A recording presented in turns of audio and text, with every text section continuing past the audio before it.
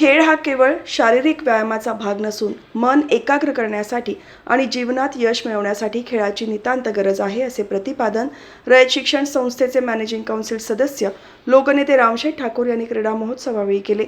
रयत शिक्षण संस्थेच्या कामोठे येथील लोकनेते Ramsheth Thakur English medium school आणि ज्युनियर कॉलेजचा वार्षिक क्रीडा महोत्सव बुधवारी अत्यंत उत्साहपूर्ण वातावरणात पार पडला। प्राथमिक, माध्यमिक आणि उच्च माध्यमिक अशा विविध गटांमधील विद्यार्थ्यांसाठी आयोजित करण्यात आलेल्या या क्रीडा स्पर्धांची अंतिम फेरी बुधवारी पार पडली। दरवर्षीप्रमाणे विद्यार्थी या महोत्सवाची आतुरतेने वाट पाहत असल्याने यंदाही त्याला विद्यार्थ्यांचा उत्स्फूर्त प्रतिसाद लाभला। विद्यालयाच्या प्रांगणामध्ये पारंपरिक क्रीडा ज्योत पेटवून आणि खेळाडूंना शपथ देऊन या स्पर्धेचा रीतसर शुभारंभ करण्यात आला। या महोत्सवाचे मुख्य आकर्षण म्हणजे विद्यार्थ्यांसोबतच त्यांच्या पालकांसाठी विशेष खेळाचे आयोजन करण्यात आले होते।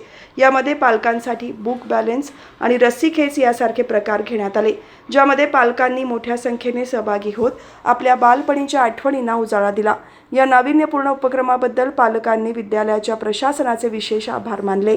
विद्यार्थ्यांसाठी धावणे, 3 चाकी शर्यत आणि बॉक्स क्रिकेट अशा विविध स्पर्धा रंगल्या, तर लहान मुलांनी सादर केलेल्या 2 नृत्याविष्कारांनी उपस्थितांची मने जिंकली।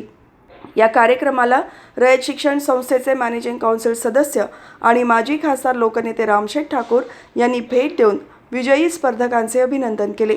या सोहळ्याप्रसंगी पनवेल महानगरपालिकेचे नगरसेवक विकास खरत, रवींद्र जोशी, प्रदीप भगत, कुसुम म्हात्रे, रायगडचे विभागीय अधिकारी मोहन कोंगेरे, सहाय्यक विभागीय अधिकारी विलासराव जगताप, गटशिक्षणाधिकारी शाहू सतपाल, केंद्र प्रमुख सचिन पाटील, प्रमुख वाघमोडे, श्रीकांत पाटील, अमित पातुरकर, PRO बाळासाहेब कारंडे, अविनाश कुलकर्णी, विद्यालयाच्या पर्यवेक्षिका लांजुडकर, नेहा खन्ना, मिनल नाईक यांच्यासह विद्यालयाच्या पालक संघाचे प्रतिनिधी आणि शिक्षक उपस्थित होते।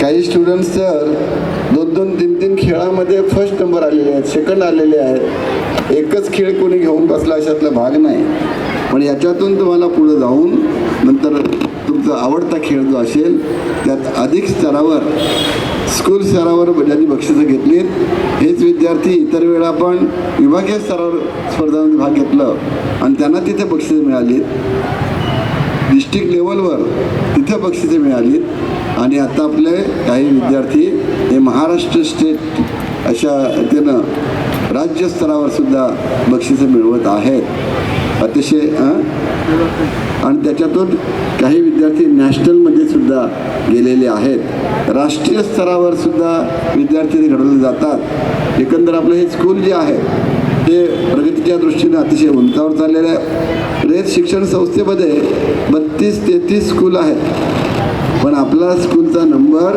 हा पहिल्या 3 स्कूलमध्ये येतो, हे अतिशय महत्त्वाचं आहे। अनेक स्कूल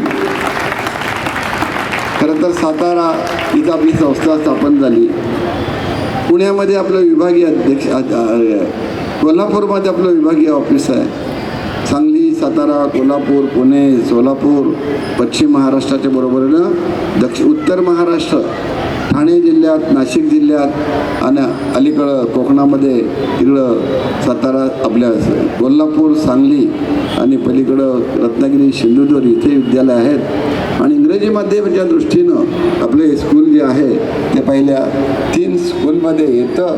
विद्यार्थी अभ्यासात हुशार आहेतच, मार्क्स चांगले पडतातच, पण त्याच्यावर इतर ॲक्टिव्हिटीज ज्या आहेत, मग खेळाचं असेल, क्रीडा असेल, संगीत असेल, इथेही पुढे येत आहेत आणि त्या दृष्टीनं ह्या मोठ्या प्रमाणात प्रगती करत असलेल्या विद्यार्थ्यांचं आणि त्यांच्या पालकांचंही मी अभिनंदन करेन की पालकांनी त्यांना चांगलं शिक्षण दिलं, आपल्या शाळेत घातल्यानंतर त्यांच्यावर लक्ष दिलं आणि पेरेंट्स जर तिथं लक्ष घालत असतील, शिक्षक लक्ष घालत असतील, तर ते स्टुडंट्स जे आहेत, विद्यार्थी आहेत, हे नक्कीच राज्य नव्हे तर नॅशनल स्तरावर सुद्धा चमकल्याशिवाय राहत नाहीत आणि त्या दृष्टीनं या स्कूलमधून हे सर्व चाललं आहे।